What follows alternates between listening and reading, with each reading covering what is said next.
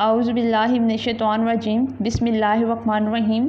अस्सलामु अलैकुम viewers, I am Zainab Arshad and welcome to my channel. Students, आज हम ज़ू 503 का लेक्चर जो है वो डिस्कस करेंगे, दैट इज़ प्लेंटियोलॉजी टुडे।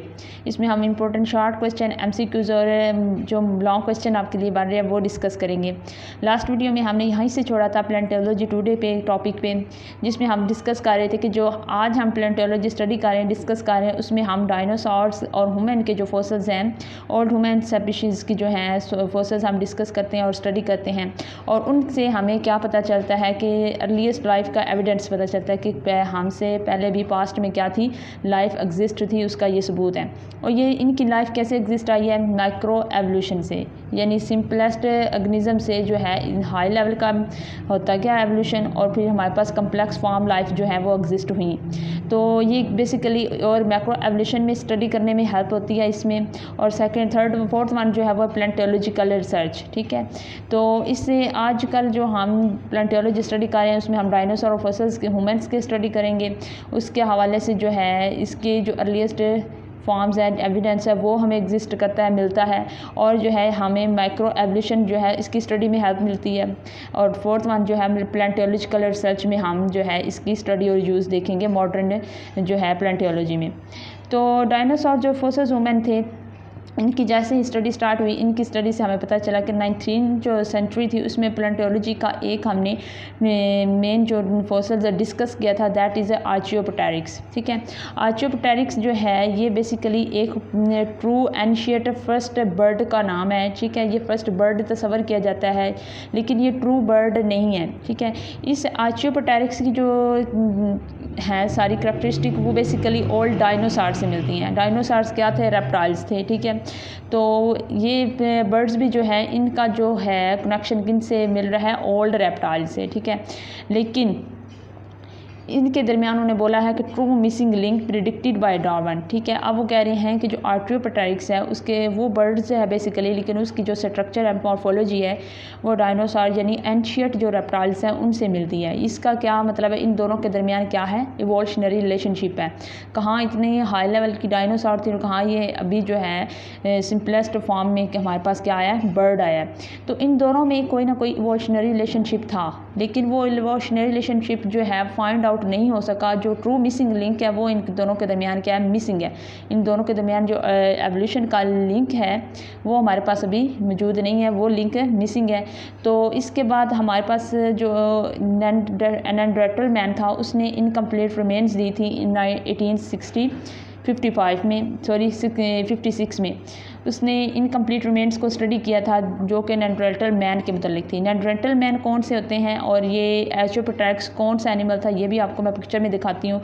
यहाँ पर आपको आर्चियोप्टेरिक्स की जो पिक्चर है वो जो है नज़र आ रही है। आर्चियोप्टेरिक्स बेसिकली जो था ये एक हमें ओल्ड जो है फोसिल इसका मिला था, और वो भी इसकी ड्राइंग की फॉर्म में। ट्रू इसकी पिक्चर कहीं भी हमें नहीं मिली, ना कोई और फोसिल्स मिला है, ना इसकी फर्दर स्टडी हुई है, जिसकी वजह से जो लिंक है आर्चियोप्टेरिक्स का रिलेशनशिप का विद रेप्टाइल्स वो हम फाइंड आउट नहीं कर सके।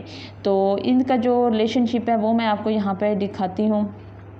बेसिकली ये आर्चियोप्टेरिक्स बर्ड है। इसके अगर आप चेहरा देखें तो ये किससे मिल रहा है, इसकी जो चेहरे की मॉर्फोलॉजी स्ट्रक्चर है ये बेसिकली डायनासोर से मिल रही है। इसकी ये वाले क्लॉज भी, ठीक है, इसकी टांगें और ये इसके जो ऊपर बर्ड्स के पर वगैरह लगे हुए, ये सब किससे मिल रहे हैं, डायनासोर से। लेकिन ये डायनासोर नहीं था, ये बर्ड था, फर्स्ट बर्ड जो था इसको तस्वर किया जाता है ये। लेकिन ये तस्वर किया जाता है कि इसका जो रिलेशनशिप है, इवोल्यूशनरी रिलेशनशिप, वो डायनासोर जो एंशिएंट जो रेप्टाइल्स हैं उनके साथ था, ठीक है। तो लेकिन वो रिलेशनशिप कैसे जनरेट हुआ, कैसे ये उनसे इवॉल्व हुए हैं बर्ड, ये अभी तक किसी को इसका इल्म नहीं हो सका। नेक्स्ट जो है हमारे पास ये है, वो है नेanderthal मैन। नेanderthal मैन जो था उसकी मैं आपको एक पिक्चर दिखाती हूँ। दैट इज़ ये ओल्ड ह्यूमन स्पीशीज़ जो है एंशिएंट थी, ठीक है। जिस तरह आज होमो सेपियंस ह्यूमन की स्पीशीज़ है, इस तरह ये होमो नेanderthal स्पीशीज़ थी, ठीक है। इनकी भी जो है ये भी एंशिएंट स्पीशीज़ है, इनके भी फोसिल्स हमें दरियाफ्त हुए। फोसिल्स से लाइफ स्टाइल को, जो इनके लाइफ स्टाइल है उनको हमने स्टडी किया, इनको डिस्कस किया, और इनकी जो है इनकम्प्लीट रिमेन्स जो थी वो हमें मिली हैं, ठीक है। तो ये इधर उन्होंने डिस्कस करके भी बताई हुई हैं। यहाँ पर नेक्स्ट है कि एविडेंस ऑफ अर्लीस्ट लाइफ। प्लेंटियोलॉजी को जब हम एज ए साइंस देखते हैं तो हमें पता चलता है कि अर्लीस्ट लाइफ जो थी ज़मीन पर, जो एंशियंट लाइफ थी, उसके सबूत मिलते हैं कि वाकई ज़मीन पर लाइफ एग्जिस्ट करती थी। Extraordinary progress in understanding the earliest stages in the evolution of life, Cambrian fossils, Precambrian fossils. अब ये कंबेरियन और प्री कंबेरियन क्या है, ये बेसिकली जियोलॉजिकल टाइम पीरियड्स हैं जिसने जो है अर्थ को मुख्तलिफ जो है जियोलॉजिकल टाइम पीरियड्स में डिवाइड किया हुआ है। जिस तरह कंबेरियन है, ओवी जो ऑर्डोविसियन है, ठीक है, ट्राइसिक है, और इस तरह के जो तो सारे इनके जियोलॉजिकल टाइम पीरियड जो हैं वो एग्जिस्ट करते हैं। और जियोलॉजिकल टाइम पीरियड्स के हवाले से हमें मुख्तलिफ है उनके उससे कंबेरियन फोसल्स मिले हैं और प्री कंबेरियन फोसल्स मिले हैं। कंबेरियन फोसल्स वो थे जो कंबेरियन के जियोलॉजिकल टाइम में पाए जाते एनिमल्स के थे, और जो प्री कंबेरियन है वो उन एनिमल्स के थे जो प्री कंबेरियन जो है एरा में मौजूद थे। ठीक है, तो सबसे पहले उन्होंने कहा कि ये स्टेजेस हमने अर्लीस्ट लाइफ की एवोल्यूशन की फाउंड आउट की। कंबेरियन हमें फोसल्स मिले, प्री कंबेरियन भी मिले। फिर 1947 में अर्लीस्ट जो बॉडी थी एडिकेरियन फोसल्स की। एडिकेरियन भी क्या है, एक जियोलॉजिकल टाइम पीरियड का नेम है। ये ऑलरेडी मैं पिछली वीडियोस में डिस्क्राइब कर चुकी हूँ।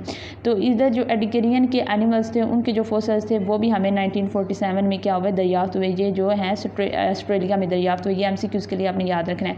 नेक्स्ट हमें जियोलॉजिकल जो टुडे प्लेंटोलॉजी स्टडी करते हैं उसमें हम मैक्रो एवोल्यूशन देते हैं। मैक्रो एवोल्यूशन में क्या हमें पता चलता है, रेट्स ऑफ एवोल्यूशन, ठीक है, एवोल्यूशन किस तेज़ी से और जा रहा है और कितनी जो है रफ्तार से, एस्टिमेशन इसकी रफ्तार कितनी है, ठीक है, वो हम एस्टिमेट करते हैं और पता चलता है कि रेट ऑफ एवोल्यूशन कितना हुआ है। The nature of specification, the timing and extent of mass extinctions.